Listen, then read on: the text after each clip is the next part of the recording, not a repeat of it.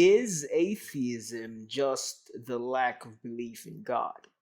Now, in my videos where I talk about atheism, I usually define it as the thesis that rejects the existence of God. But in the comments of those videos, there are always atheists who helpfully point out that I am defining atheism incorrectly, and that atheism is just a lack of belief in a God. This isn't something that is unusual, since in the so-called new atheist movement, there has been a tendency to redefine atheism as merely this lack of belief in God.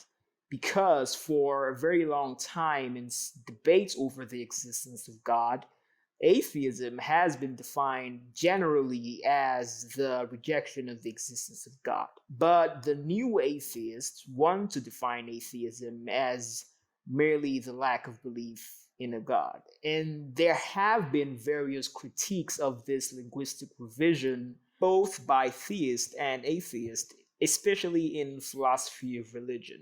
The linguistic revision of atheism as a mere psychological state rather than a philosophical thesis has been critiqued by both theist and atheist philosophers. It has been pointed out, for example, that the definition fails to distinguish between atheism and agnosticism, and that definition has the absurd implication that things like rocks and chairs are atheists.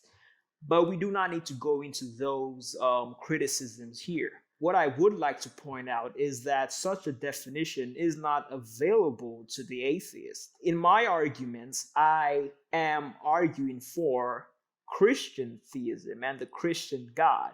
And part of Christian theology is the tenet of universal knowledge of God. The Bible teaches that God has revealed himself to all men clearly and abundantly, such that everyone, every single person, knows that God exists. But some do suppress that knowledge. And if that teaching is true, then there cannot be atheists, right? Because everyone knows that God exists. So it is impossible to lack belief in the Christian God. But the atheist would definitely not agree with this doctrine. And so he would say that he does lack belief in God, and therefore what the Bible says is false. But this position that the Bible is false is equivalent to the affirmation that the Christian God does not exist. And as such, it is not a mere psychological state of lacking belief, but it is the positive affirmation of a negative statement, that is, the Christian God does not exist, or that Christian theism is false. It is so simple to see that it is impossible to lack belief in the Christian God.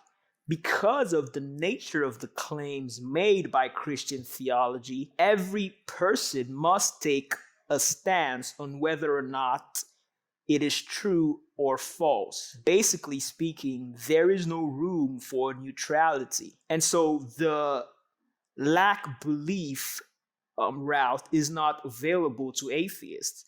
And perhaps they should think about that when next they want to comment on videos critiquing atheism.